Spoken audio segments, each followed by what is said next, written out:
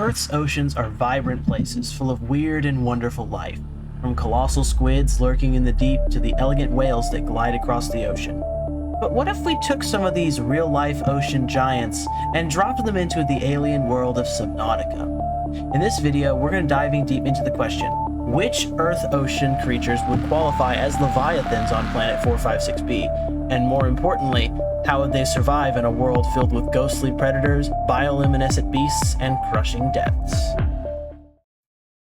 So, before we drop unassuming sea creatures onto a hostile alien planet, I think it's important to clarify which animals we are deploying and what is considered a Leviathan. Conflicting entries in Subnautica Below Zero and the game's wiki state that the squid shark is considered a Leviathan, but it's not listed in the Leviathan sections of the PDA.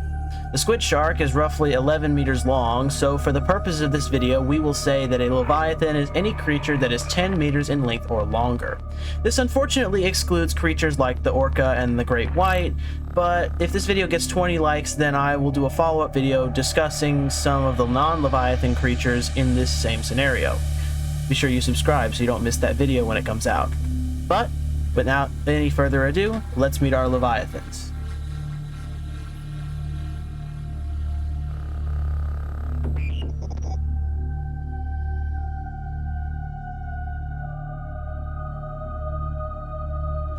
Our first group of invading organisms is the whales. We have quite the variety of specimens that qualify for the Leviathan class label.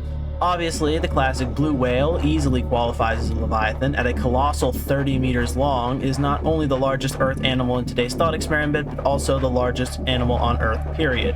The smallest whale to qualify for the Leviathan status is the gray whale, which measures at roughly 15 meters when fully grown. In total, we have 9 species of whale Leviathans, these being the blue whale, fin whale, sperm whale, bowhead whale, North Atlantic right whale, humpback whale, gray whale, sei whale, and southern minke whale.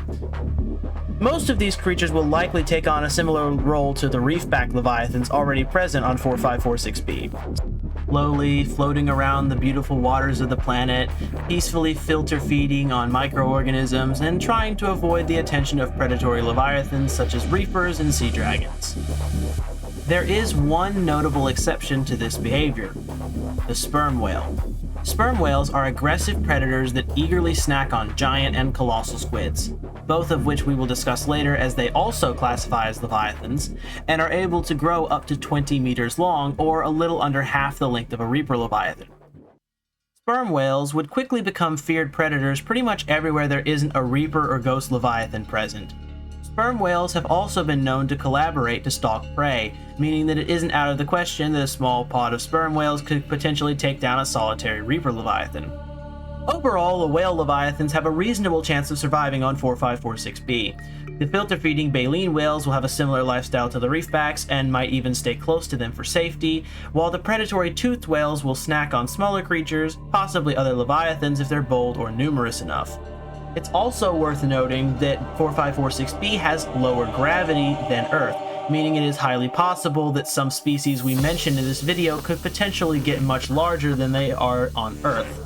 However, that is mostly speculation, and I will not factor that into this video.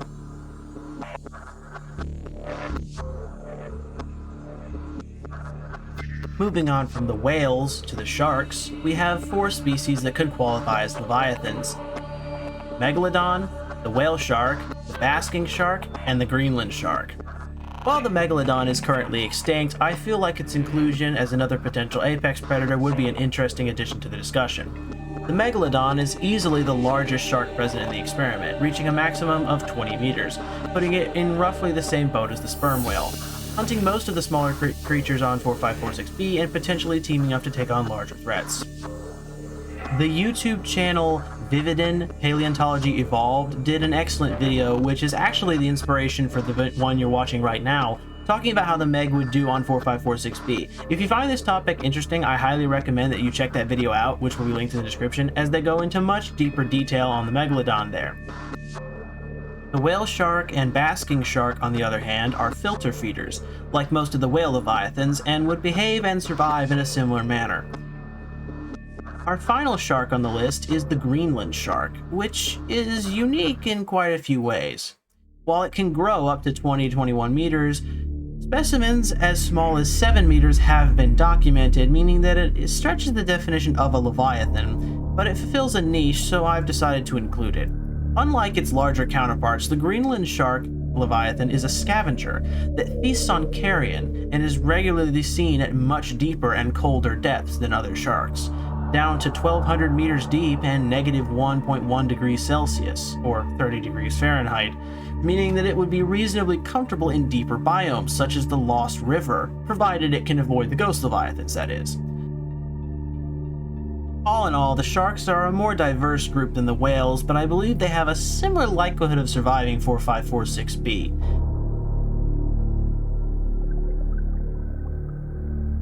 Moving on to the cephalopods, we have the giant squid and colossal squid, measuring in at a maximum of 13 and 14 meters respectively, meaning that they just barely clear the threshold to be considered leviathans, and are slightly larger than the squid shark. Unfortunately, being so small compared to their competition makes them less likely to survive than the whales and the sharks. Their only defense against predators would be their speed and ink shooting. What do you call them shooting ink?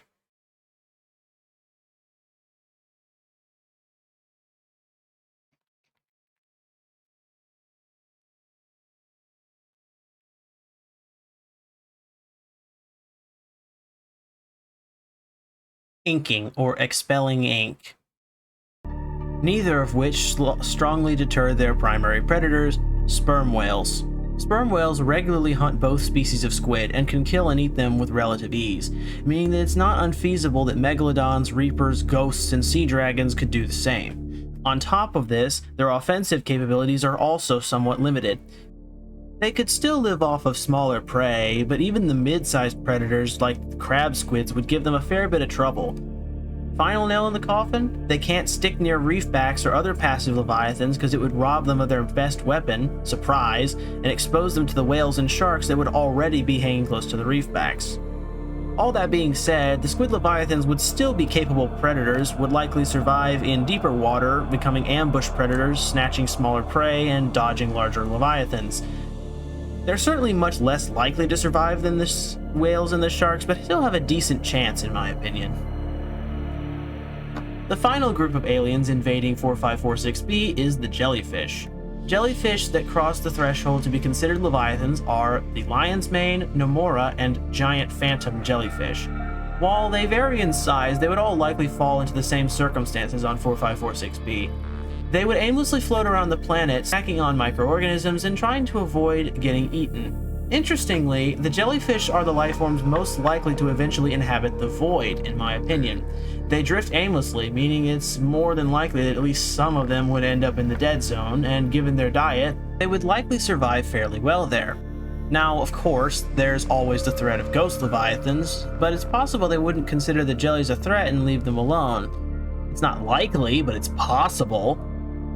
Bottom line, jellyfish leviathans would either thrive, multiply, and occupy the void, or it'd all be eaten alive within the first month.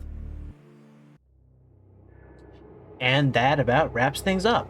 To briefly recap our conclusions, the baleen whales, like the blue and humpback, would likely take on a peaceful, reefback-like role, while the aggressive sperm whales would become a serious mid-tier predator, even posing a threat to some existing leviathans. On the shark side, the megalodon would be a dominant predator in the same vein as the sperm whale, while filter feeders like the whale shark would drift peacefully through the oceans. The Greenland shark also adds a fascinating twist, adapting well to the colder, darker biomes such as the Lost River. As for the cephalopods and jellyfish, their chances are a bit more of a mixed bag. The giant and colossal squids, while agile and elusive, face major threats from larger predators and might struggle to establish a foothold. Meanwhile, the jellyfish leviathans could either flourish in the void, undisturbed and multiplying, or be wiped out almost immediately.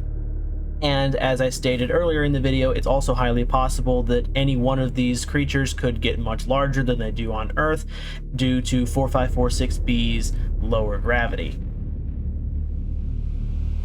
Hey, editing R3 here. Something just occurred to me as I'm recording the audio for this video, and I wanted to include it, but I wasn't sure where to put it, so I just decided to put it into the outro. Spoilers for Vividin's video ahead. One of the reasons that the Meg doesn't do as well as it should on 4546b in Vividan's analysis is that there isn't an equivalent to whales, their main prey, in terms of calories and ease of hunting on the planet. But in our experiment, adding whales to the mix directly improves the Meg's chances of surviving by introducing familiar, convenient prey. This also extends to sperm whales in particular, which would probably have struggled a fair bit normally against the predators of 4546b, but the inclusion of their primary prey, the squid leviathans, contributing to them having a higher chance of survival. Just a cool thought that hit me while I was editing, and I wanted to include it. It's a fascinating thought experiment overall, and if you enjoyed it, don't forget to like and subscribe.